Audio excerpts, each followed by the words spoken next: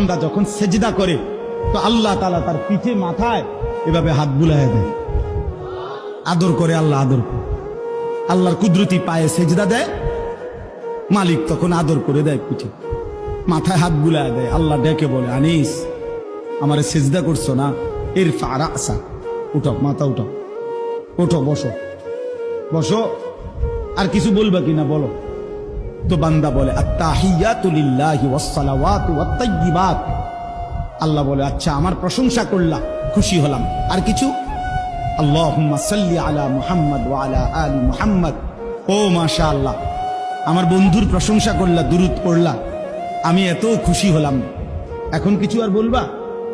তো বান্দা বলে, আল্লাহ সেজদা দিয়ে আপনার কাছে আসলাম, আপনার প্রশংসা করলাম, আপনার বন্ধুর দুরূদ পড়লাম, একটা উদ্দেশ্য আছে, মাকসাদ আছে। কি মাকসাদ, কি উদ্দেশ্য? আল্লাহুম্মা ইন্নী যালামতু নাফসি যুলমান কাসীরা।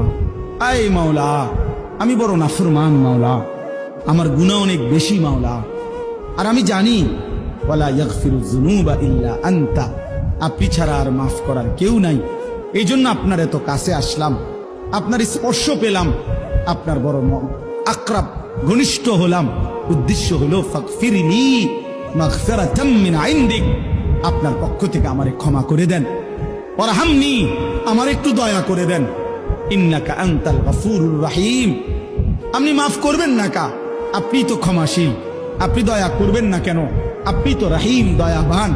আল্লাহ বলে, কস কি রে বান্দা, এত আদর করে বললে মাফ না করি কেন? হ্যাঁ, কি কইছেন এখন? আল্লাহু আকবার।